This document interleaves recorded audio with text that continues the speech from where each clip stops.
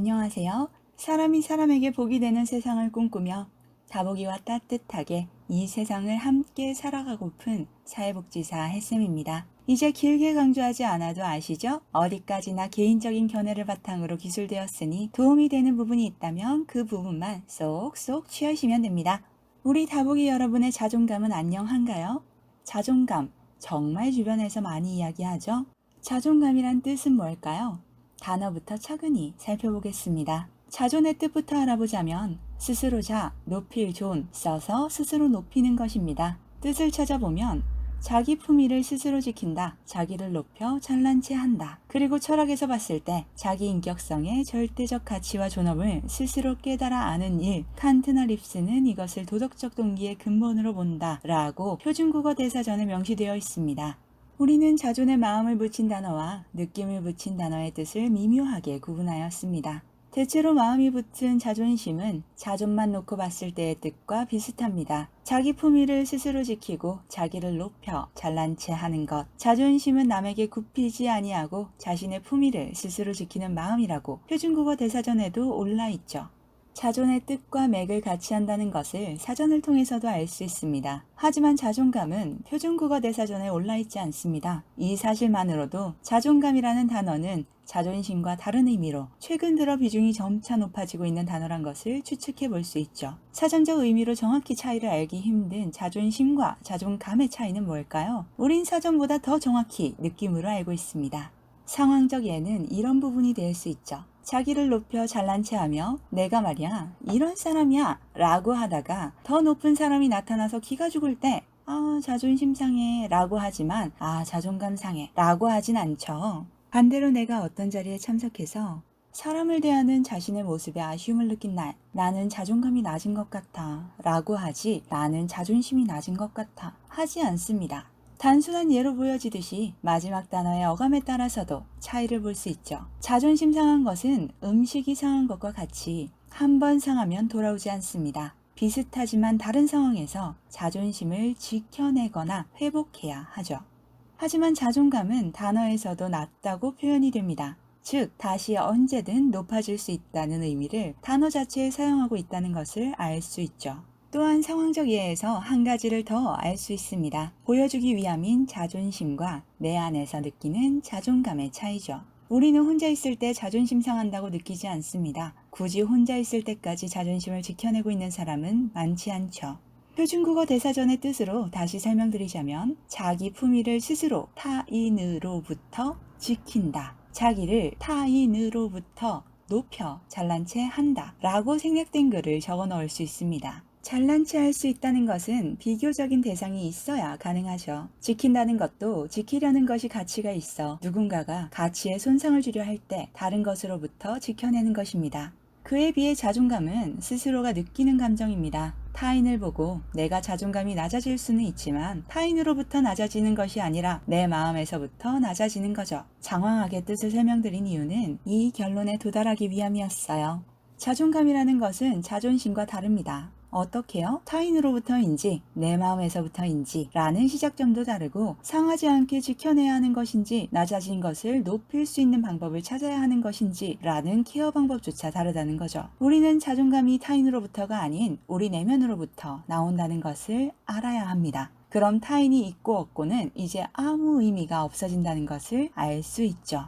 누군가가 봤을 때 자존감이 낮아 보인다고 말할 수 있지만 누군가에게 어떤 상황에서 단편적으로 자존감을 뽐내기 위해 잘난 체 할 필요도 뽐낼 그것을 지켜내기 위해 애쓸 일도 없이 내가 스스로 높여두면 상대방도 자존감이 높아 보인다고 말할 수 있는 것이란 걸 알아야 합니다. 자기가 스스로 주체가 되어 높여야 하는 부분이라는 것, 그리고 낮아질 수도 높아질 수도 있는 가능성의 측면이라는 것. 이 두 가지를 정확히 알아야 다음 이야기를 진행할 수 있는 거죠. 그럼 이제 본격적으로 자존감 낮은 사람들의 특징을 알아볼까요? 주변에서 많이 듣고 보고 그래서 어림짐작으로 알고 계실 거예요. 주변에 미안해하는 모습, 과하게 사랑받으려 노력하는 모습, 스스로의 선택을 잘 믿지 못하는 모습, 우울한 모습, 무기력한 모습, 비교하는 모습 많이 떠오르시죠? 딱 한마디로 정의 내리자면 나보다 남을 더 신경 쓰는 모습입니다. 나에게보다 남에게 더 사랑받기 위해 노력하고 타인은 그다지 마음이 상하지 않은 일에도 과하게 미안해하며 상대방의 마음에 들기 위해 애쓰고 내 선택보다는 주변 사람들 말에 흔들리고 그러다 보니 잘하는 타인과 비교해서 스스로에게 자신감도 없어지고 내가 뭘 할 수 있겠어.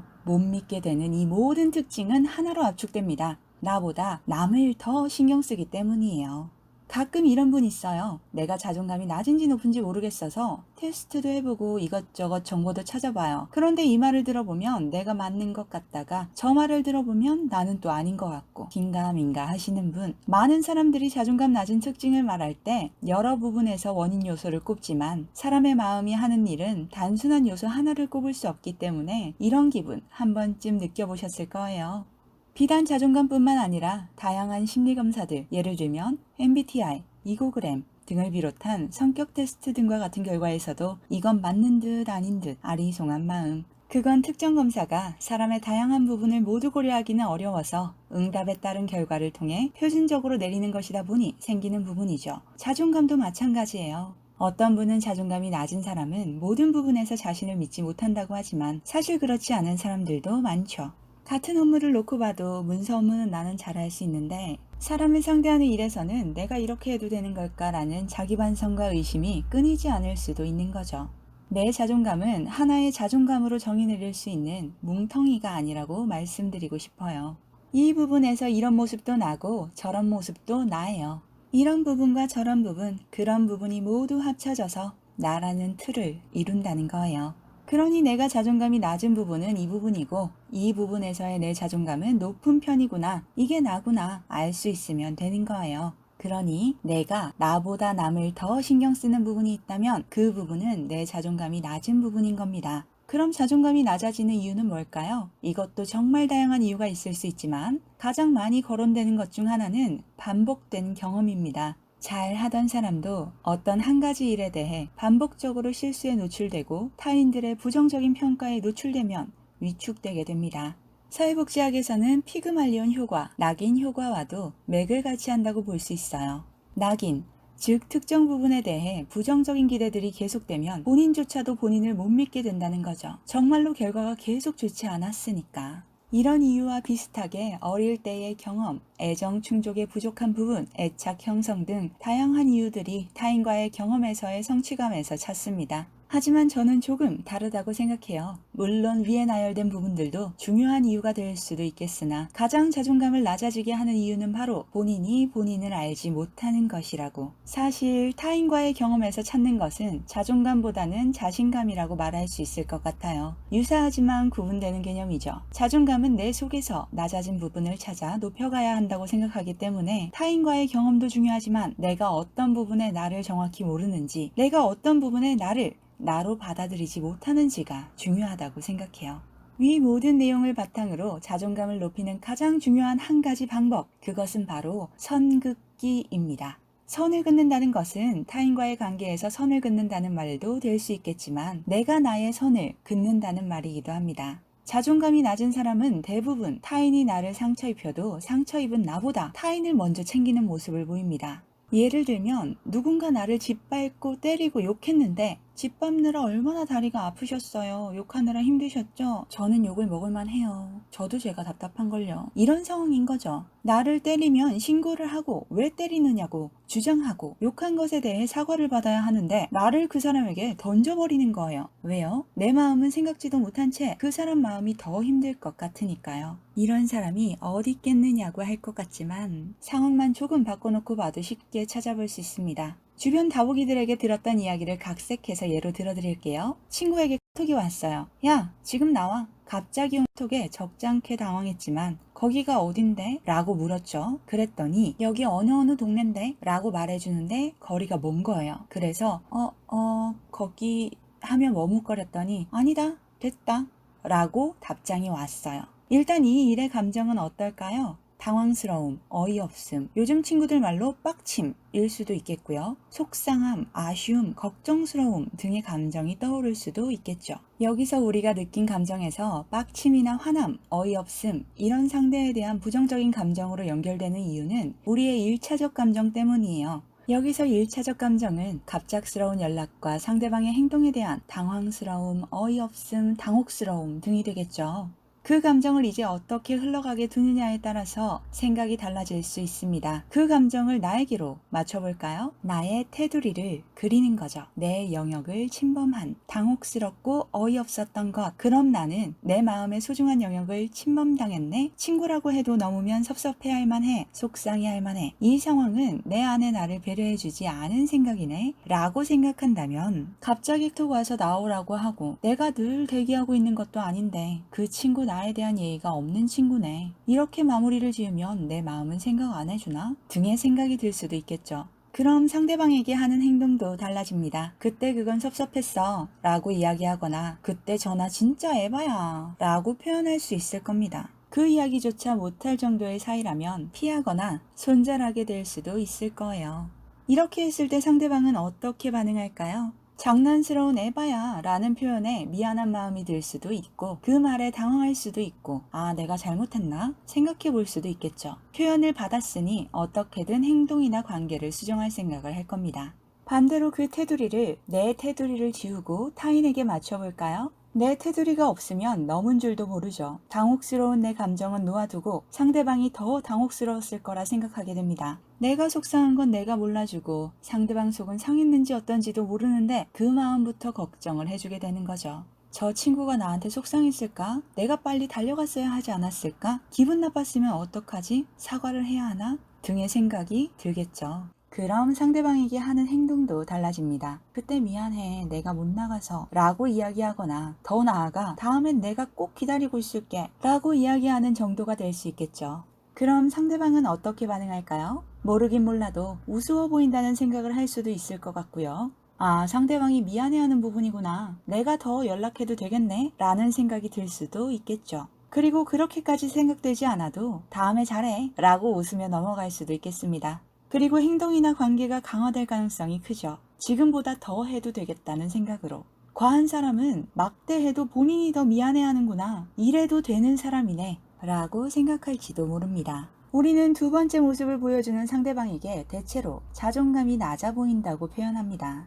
이렇게 한쪽으로 무게중심이 기울어져 균형이 깨지면 오롯이 그 무게를 한쪽이 감당하는 관계가 될 수밖에 없습니다. 우리 몸도 바르지 않은 자세로 시간이 쌓이면 뒤틀리는 것처럼 관계는 더더욱 빠른 속도로 뒤틀려 한쪽에 무리를 주게 됩니다.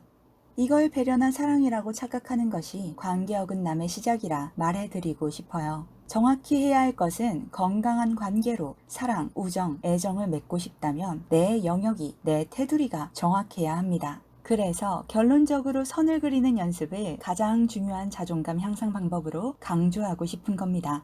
다른 것들을 연습해봤는데도 잘 되지 않았다면 이 영상을 보고 해보세요 라고 말씀드렸던 이유가 바로 이거죠. 선을 그리되 상대방의 입장에서 선을 그리는 것이 아니라 내 입장에서 선을 그리는 겁니다. 그렇다고 타인의 권리를 침해하고 상처 주란 말은 아니에요. 내 선을 넘어온 타인에게 넘지 말라고 정확히 사인을 주는 거죠.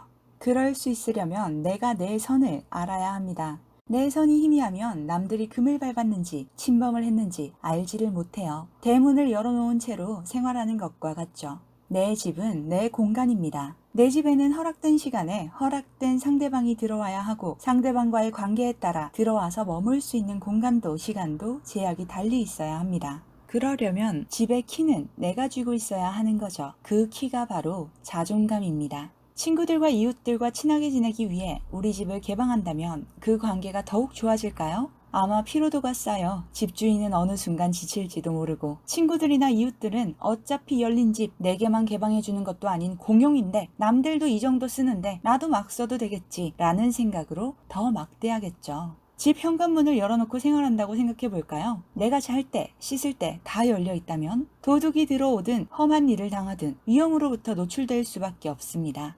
자존감이 낮아 내 선을 모르는 사람들은 내 집에 훔치러 온 도둑들에게 제가 군부치를 더 가지고 있지 않아서 미안합니다 하고 사과하는 것과 같은 이치라고 볼 수 있어요. 그렇다고 집은 우리 집이니까 우리 가족들은 넘어도 되겠지란 개념이 아니에요. 마음속의 공간은 오롯이 내 집입니다. 다시 정리해드립니다. 자존감은 타인에게서부터가 아니라 나에게서부터 오롯이 내 안에서부터 시작되는 것이란 것. 자존감은 낮아질 수도 높아질 수도 있는 가능성의 측면이라는 것. 내가 낮다고 생각되는 부분은 높일 수 있다는 것. 하지만 높아졌다가도 낮아지는 순간도 있을 수 있다는 것. 살아가며 이상한 것이 아니라는 것. 자존감을 높여야겠다는 생각이 드는 부분이 있다면 자신의 선을 먼저 그려보시는 것을 꼭 연습하세요. 내 집 키는 내가 가지고 타인과의 적정한 거리를 지켜야 한다는 것. 여기서 타인이란 나를 몰라주는 나도 포함됩니다. 내가 내 안의 집을 막대하면 나 이외의 타인도 그럴 가능성이 높아집니다. 그러니 내 안에 나와 더욱 대화하고 나를 소중히 할 수 있는 나의 선을 정확히 하세요. 그리고 지켜주는 거죠. 내가 나를 지킬 때 비로소 관계는 더욱 건강해지고 자존감 높아 보이는 사람으로 인식되어 매력적인 건강함에 더욱 많은 사람들이 모이게 될 겁니다. 당장 못하더라도 괜찮아요. 사람이 어떻게 하루아침에 변하겠어요. 이런 방법도 있구나. 마음의 씨앗을 한번 심어보는 거죠. 그럼 아마 문득 곁에 자존감이라는 꽃들이 잔뜩 피어 있을 거예요. 자존감 높은 멋진 집에서 남부럽게 살아갈 다복이 여러분을 만나길 기대합니다. 다복한 하루 되세요.